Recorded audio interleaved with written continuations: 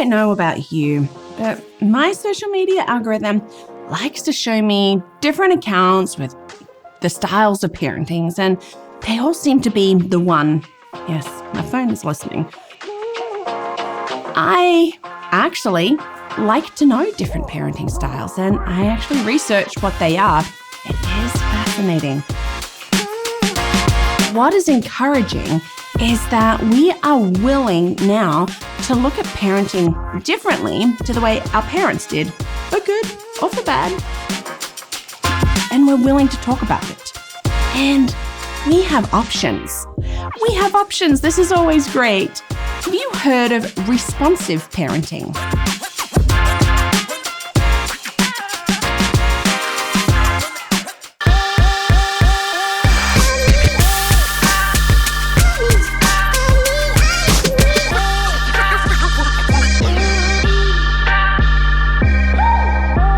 Hi, and welcome to Learning Life, and thank you so much for joining me today. You know, we get to learn and grow as parents.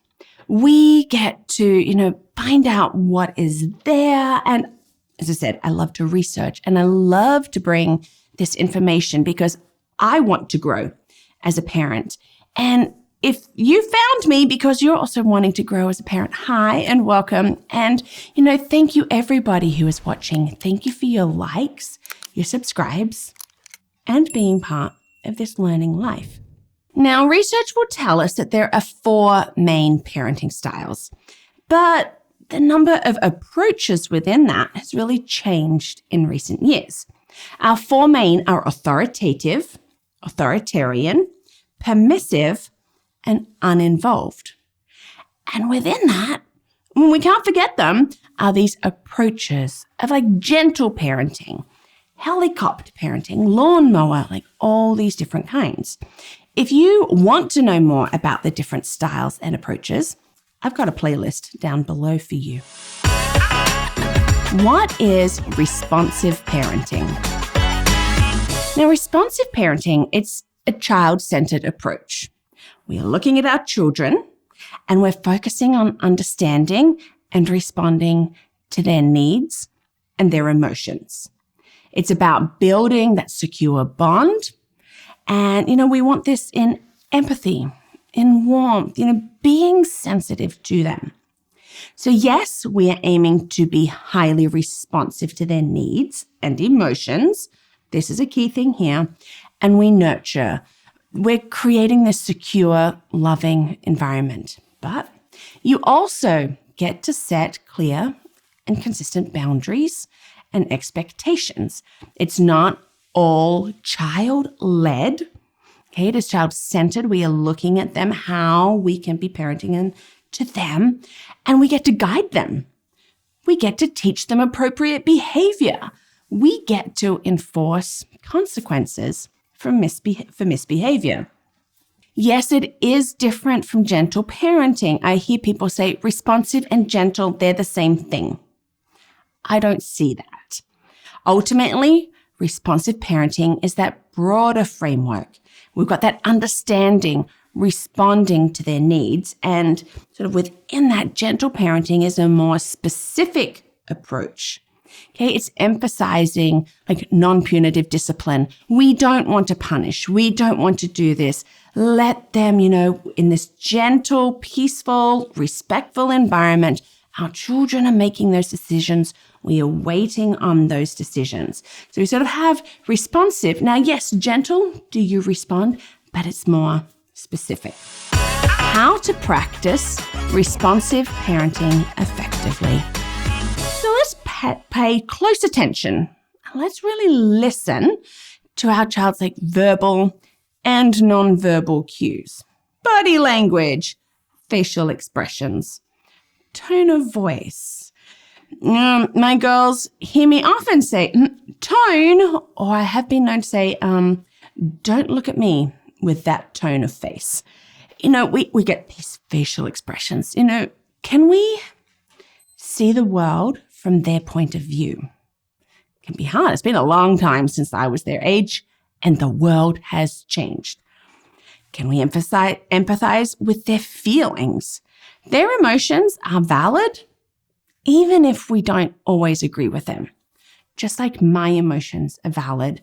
We can reflect their feelings back to them. Oh, it looks like you're feeling frustrated right now. And we can validate emotions. It's okay to feel angry when things don't go your way. To me, this is important that we are communicating with them about their feelings. And so my girls know, because I say it often, that all emotions are okay. It's what you do with them that count. And so let's validate and work with them in their emotions. And our responsiveness is key. Hence the name, very clever name, right? We want to respond to them in a timely way, in an appropriate way, being patient and understanding, because our children are learning and developing. They don't have it all together.